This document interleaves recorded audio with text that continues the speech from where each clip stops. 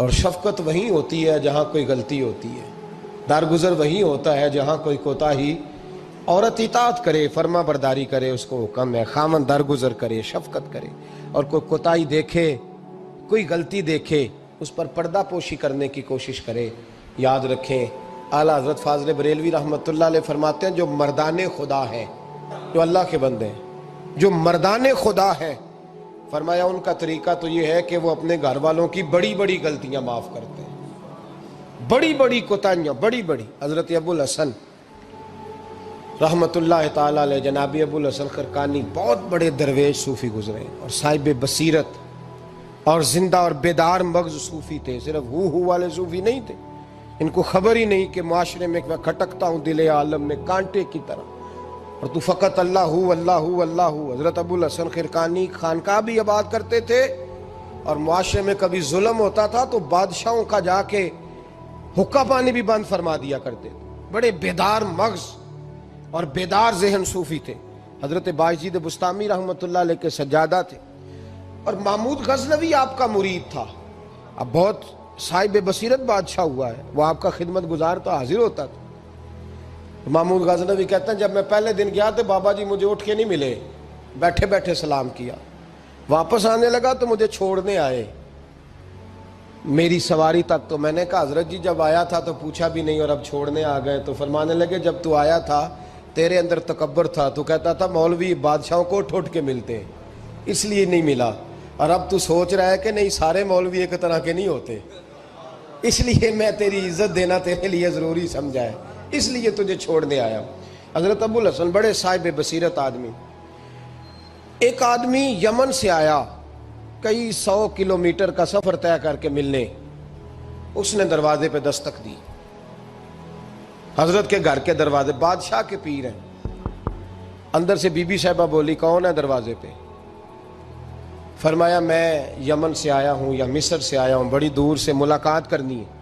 حضرت صاحب کدھر ہیں؟ تو بی بی کہنے لگی تجھے بھی کوئی کام نہیں جس طرح اسے کوئی کام نہیں، تو بھی فارغ ہے اس کی طرح، بس یہی اللہ ہو اللہ ہو، یہی ڈیوٹی ہے تیری بھی۔ میں نے کہا یار اتنا بڑا صوفی اور گھر میں اس کا کیا حال ہے، وہ بات کرنے والی؟ تو میں نے کہا جناب حضرت کدھر ہیں؟ تو کہنے لگی وہ کوئی جنگل میں بیٹھا اللہ اللہ کر رہا ہوگا، نہ بچوں کی فکر نہ گھر بار کی فکر، مسئلوں سے بھی پیٹ بھرتے ہیں کبھی، ادھر بیٹھا ہوگا، جا ملنا ہے تو تو بھی چلا جا، دوبارہ دروازے پہ دستک نہ دینا خبردار۔ کہتے ہیں میرے وہ جو میں ایک ذائچہ بنا کے آیا تھا نا اللہ کے ولی کا، وہ میرا سارا ہی ٹوٹ گیا۔ میں نے کہا کچھ نہیں حال، جس کا گھر حال نہیں تو باہر کیا ہوگا، اندر ہی کوئی طبیعت نہیں۔ لوگ فٹافٹ اعتراض کرتے ہیں، کہتے ہیں صاحب فلاں بندے کو نہیں صحیح کر سکے تو، حالانکہ یہ بات اور ہے، یہ پہلو اور ہے۔ نوح علیہ السلام کی بیوی اگر کافر رہ جائے، بیٹا اگر غیر مسلم رہ جائے تو یہ حکمت الہی ہوتی ہے، یہ اللہ پاک کی حکمت ہوتی ہے، حکمت ہوتی ہے۔ اس میں پیغمبر کی تبلیغ میں کوئی اعتراض نہیں کیا جا سکتا۔ اس نے کہا جنگل میں ہوں گے تو بھی چلا جا۔ کہتے ہیں وہ جو میرے ذہن میں ان کا زاویہ تھا، وہ جو ایک شخصیت کا روپ میں بنا کے وہ تو نکل گیا، لیکن میں نے کہا چل اتنی دور سے آیا ہوں بابے سے میل ہی لیتا ہوں، شام ہو گئی ہے رات بھی رہنا ہے۔ کہتے میں نے جنگل کی طرف منہ کیا تو حضرت جنگل سے آ رہے تھے اور شیر پہ بیٹھے ہوئے تھے، شیر پہ بیٹھے تھے۔ فرماتے ہیں پھر میرے دل میں خیال آیا، میں نے کہا بی بی قابو آتی نہیں اور شیر کو قابو کیا ہوا ہے۔ پھر وسوسہ آیا اتقوا فراست المومن فإنہ ینظر بنور اللہ، رواہ ترمذی او کما قال صلی اللہ علیہ وسلم۔ اللہ کے رسول فرماتے ہیں مومن کی فراست قلبی سے ڈرو، وہ تو اللہ کے نور سے دیکھا کرتا ہے، اللہ کے دیے ہوئے نور سے دیکھتا ہے۔ اللہ اکبر۔ جب یہ بات سنی نا، اس نے کہتے میں نے دل میں سوچی تو حضرت میرے دل کی بات جان گئے اور فرمانے لگے او بھائی، کہتے میں نے کوئی حال بتایا نہیں، خود ہی فرمانے لگے میاں اس کے اندر صرف ایک ہی غلطی ہے کہ وہ زبان کی ٹھیک نہیں، بستر کی بڑی پاک ہے، نظر کی بڑی پاک ہے، کردار کی بڑی اچھی ہے، میرے بچوں کو پالتی ہے، بس زبان کی ذرا ٹھیک نہیں۔ اور فرمانے لگے میں اس نتیجے پہ پہنچا ہوں اگر میں نے اسے نکال دیا تو اور کوئی رکھے گا نہیں، بیچاری زندگی ساری پریشانی میں گزار دے گی، اور پھر اگلے لفظ کہے تو حد ہو گئی۔ فرمانے لگے میں اس بد زبان سے حسن سلوک کرتا ہوں، اللہ نے یہ بے زبان مخلوق میری فرما بردار بنا دی ہے۔ فرمایا یہ میرے وظیفوں چلوں عبادتوں سے نہیں آیا شعر، یہ اس بد زبان سے حسن سلوک کرتا ہوں تو رب نے یہ بے زبان مخلوق میری، اب یہ گنجائش، یہ حکم خامن کے لیے ہے، یہ تقریر سن کے بی بی نہ کہہ دے کہ میں نے بد زبان ہونا ہے، تو آپ فرما برداری کریں میری، تو یہ جس کے لیے بات ہو اسی تک رہے۔ خامد کو حکم ہے کہ اگر کوئی کوتاہی ہے تو اس کوتاہی کی پردہ پوشی کرے۔ گھر جو ہوتا ہے نا، گھر کچھ چیزیں اجازت نہیں دے رہی میری کہ میں کچھ اور بات آپ سے کروں، کچھ آپ کو نیند بھی آ رہی ہے، دیکھیں پورا وجود سلامت ہو اور اندر روح نہ ہو تو بندہ زندہ رہ سکتا ہے؟ جڑے نہیں بولے انہیں رہ لینا میرا خیال، وجود ہو سارا سلامت ہے لیکن روح سلامت، بندہ بچ جائے گا؟ بولے نا یار، جنہیں نیند آ رہی ہو بولو، نہیں نہ رہ سکتا۔ پورے گھر میں ہر شے ہو، ذمہ داری سے بات کر رہا ہوں، پورے گھر میں ہر شے موجود ہو، اگر گھر میں دین نہ ہو تو گھر چلتا نہیں چل سکتا۔ جس گھر میں نماز نہ ہو وہ گھر نہیں چلتا، جس میں قرآن پاک نہ ہو وہ گھر، اس لیے کہ دین روح ہے، دین، اگر گھر میں دین نہیں تو گھر چل سکتا؟ سن لے حدیث پاک ترمذی شریف کی، نبی کریم علیہ الصلاۃ والسلام، یہ بھی حق ہے، یہ آخری بات اس عنوان پہ سنیں، یہ حق آخری ہے، اس کو بھی سمجھیں۔ ترمذی شریف میں نبی پاک علیہ السلام نے فرمایا، دعا دی حضور نے، نبی پاک فرماتے ہیں اللہ اس بی بی کو جزائے خیر دے، اللہ اس پہ رحم فرمائے جو سویرے اپنے خامد کو نماز کے لیے جگاتی ہے، اور اگر نہ اٹھے تو پانی ڈال کے جگاتی ہے، اور فرمایا اللہ اس خامد پر رحم کرے جو سویرے اپنی بیوی کو نماز کے لیے جگاتا ہے، اور اگر نہ اٹھے تو پانی ڈال کے جگاتا ہے، رحم کرے۔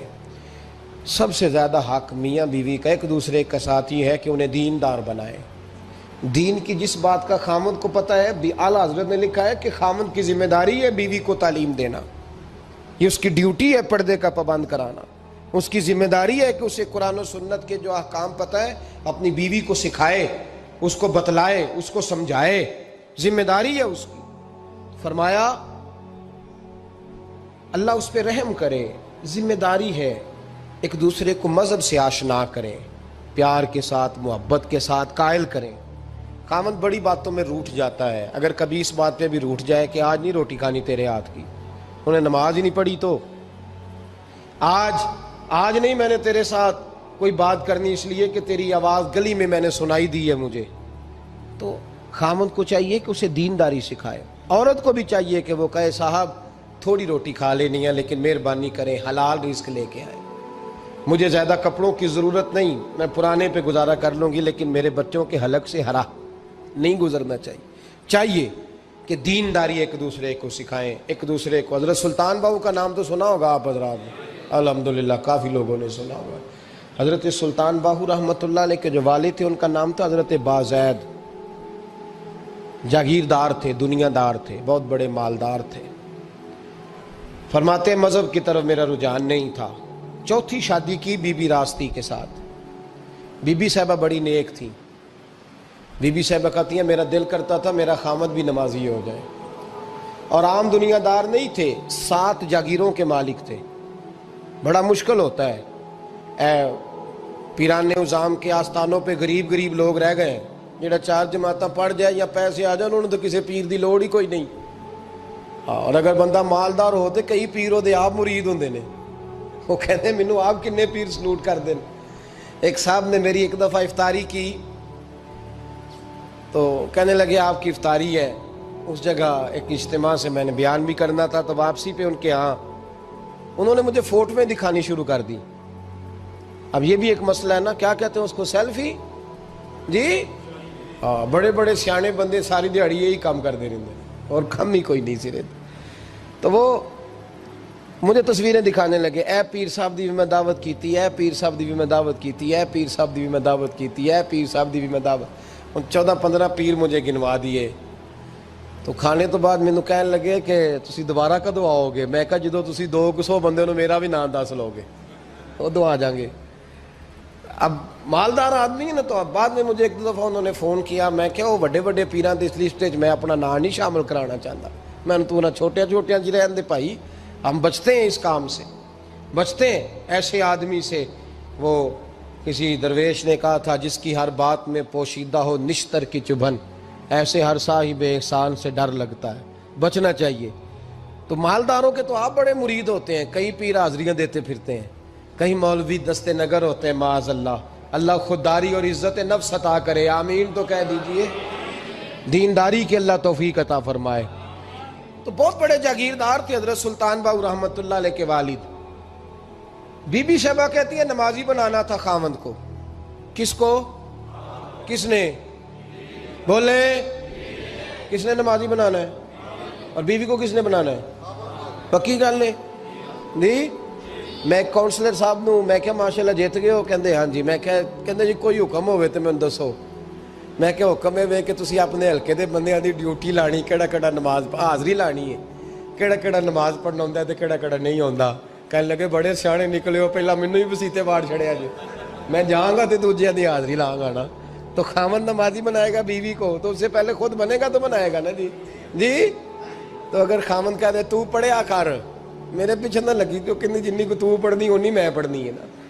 تو میں آج میں ایک دوست کو کہہ رہا تھا، میں کہہ رہا تھا بچے وہ کام نہیں کرتے جو آپ کہتے ہیں، اور میں نے جمعے میں بھی کہا تھا بچے وہ کرتے ہیں جو ہمارا عمل دیکھ کے بچے چلتے ہیں، صرف بات پہ عمل نہیں کرتے۔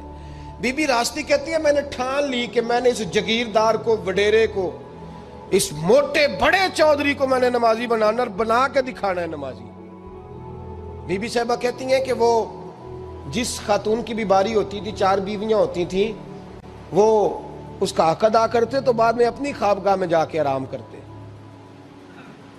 ان کا جو خادم تھا ملازم، وہ رات کو دودھ کا پیالہ انہیں دینے جاتا تھا، سونے سے پہلے ان کے پاس دودھ کا پیالہ پہنچتا تھا۔ تو بی بی صاحبہ کہتی ہیں میں نے رات کو ملازم سے کہا دودھ دینے تو نہیں جائے گا، میں جاؤں گی۔ کہ میں آدھی رات کو دودھ کا پیالہ لے کے حاضر ہوئی۔ تو کیسے آئی؟ میں نے کہا بی بی ہوں، آ گئی ہوں، تو اب مہربانی کریں۔ میں نے کہا اگر اجازت دیں تو آپ کے پیر نہ دبا دوں؟ چل دبا دے۔ بی بی کہتی ہیں پیر دباتے دباتے میں نے کہا اگر اجازت دیں تو صبح نماز کے لیے جگا دوں؟ یہ نماز کی تبلیغ ہو رہی ہے۔ تو بابا جی پتہ کیا کہتے ہیں حضرت بازید؟ کہنے لگے تو مجھے جانتی نہیں، خبردار مجھے تبلیغ کرنے کی کوشش کی، اس گھر میں رہنا ہے تو سانس اونچا نہ لینا، پتہ ہے تو کس کے ساتھ بھی آئی، خبردار۔ کہتے میں چپ کر کے آ گئی۔ اگلے دن پھر دودھ لے کے پہنچ گئی تو انہوں نے آنکھ کھول کے دیکھا میری طرف، پھر آ گئی ہے۔ میں نے کہا میرے خاوند ہیں، میرے سر کے تاج ہیں، پیر دبا دوں؟ کہ دبا دو۔ کہتے ہیں میں نے 10 منٹ پیر دبائے تو میں نے کہا اگر جان کی امان پاؤں تو فجر میں جگا دوں؟ میں نے جلال فرمایا۔ کہنے لگے تجھے کہا تھا نا کہ مجھے کسی کا مشورہ قبول نہیں، تو کون ہوتی ہے مجھے بات کرنے والی، چل دوڑ جا۔ بی بی صاحبہ کہتی ہیں میں 10 دن جاتی رہی۔ کتنے دن؟ انہوں نے سختی بھی کی، برا بھلا بھی کہا، اور کئی دن یہ بھی کہا کہ کل آئی تو پھر یاد رکھنا۔ کہتی ہیں 10ویں دن میں گئی تو حضرت بازید کہتے ہیں میرے دل میں خیال آیا یہ جان چھوڑنے والی نہیں، یہ باز نہیں آئے گی، اور چلو ہے بھی تو میری بیوی، غلط بات بھی کوئی نہیں کر رہی، کہہ بھی نماز کر رہی ہے۔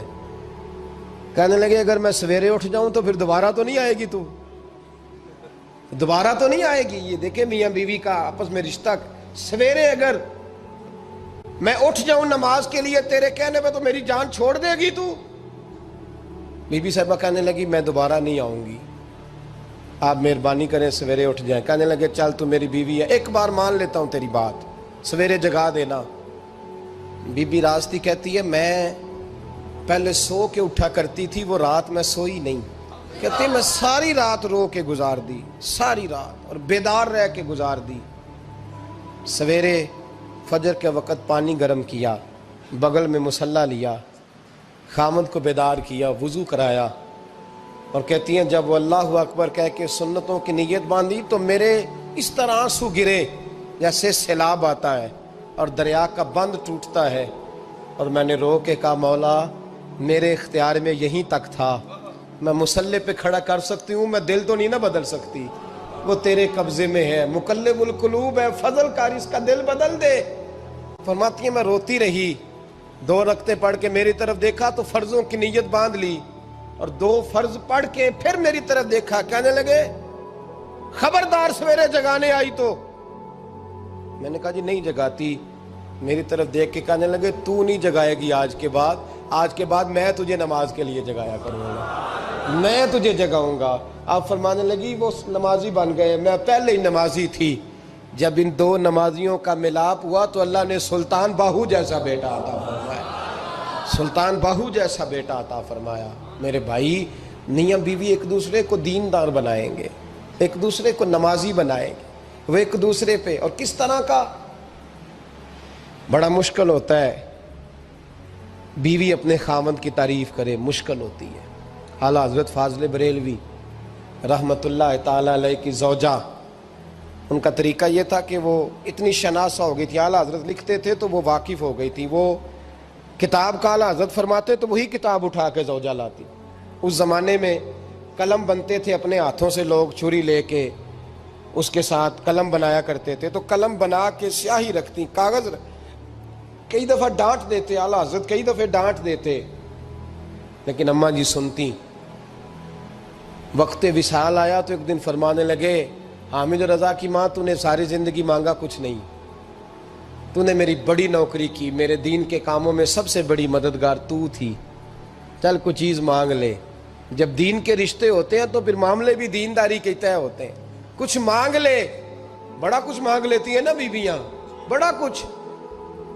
اعلیٰ حضرت کی زوجہ کیا کہتی ہیں میں نے آپ کو صبح و شام دیکھا ہے، میں نے آپ کے دکھ سکھ دیکھے، خوشی غمی میں آپ کا رویہ دیکھا ہے، میں نے آپ کو ہمیشہ دیندار اور پرہیزگار پایا ہے، اگر مجھے کچھ دینا ہے تو ہاتھ اٹھا کے میری بخشش کی دعا کر دیں، اور اگر صبح قیامت مجھے ضرورت پڑی تو میری سفارش کر دیں گے۔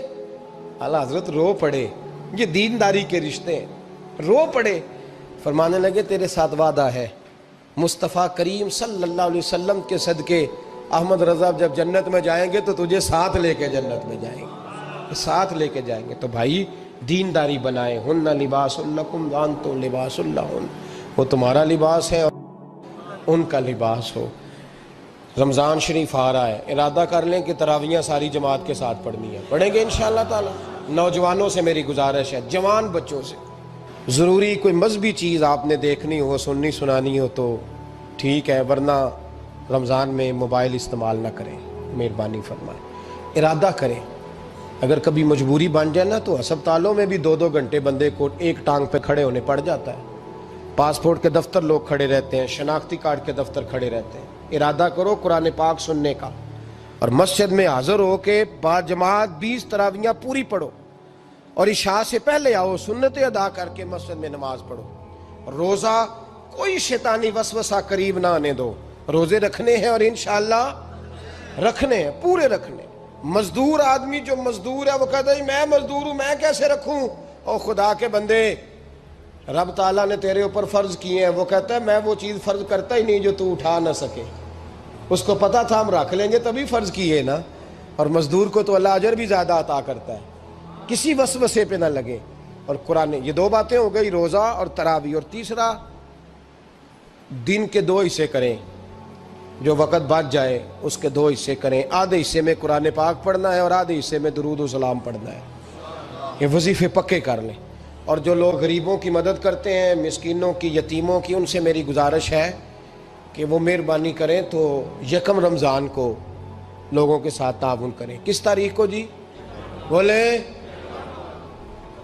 قاری صاحب نے سوٹ کدن دیں ہو جی، تاکہ کوئی درزی سی کے نہ دے وے، ایک کدھر پا نہ لے وے سوٹ، مولوی بھی نواں، یہ ساڈا مولوی یہ تے پرانے دی چنگا لگتا ہے، اور پہلے دے میاں یہ کام بھی پہلے کریں تاکہ وہ سلا لیں اور سلا کے پہن لیں۔ میری باتوں کی سمجھ آ رہی ہے آپ حضرات کو؟ غریب کے ساتھ، مسکین کے ساتھ، جس کے ساتھ بھی کو تعاون کرنا ہے وہ پہلے کریں، پہلے اپنے بچوں کے کپڑے بعد میں اور غریبوں کے بچوں کو پہلے، تاکہ وہ شریک ہو، رمضان میں شریک ہو، کسی کو سودا پہلے دیں، جو پہلے کرنے کے کام ہیں ان کو پہلے کریں، مہربانی فرمائیں۔ رمضان کی نیت کریں، ارادہ کریں، اپنے اندر ذوق پیدا کریں۔ میں نے اپنے دوستوں کو کل سبق دیا ہے کہ کام مجبوری سے بھی ہو جاتا ہے اور شوق سے بھی لیکن مجبوری سے کرنے سے مزہ نہیں آتا. شوق سے کریں تو مزہ ہی آ جاتا ہے. مزہ نہیں، مزہ ہی آ جاتا ہے. تو کام کریں گے، لطف آئے گا آپ کو روزے رکھنے کا، عبادت کرنے کا، لیکن لطف کے ساتھ.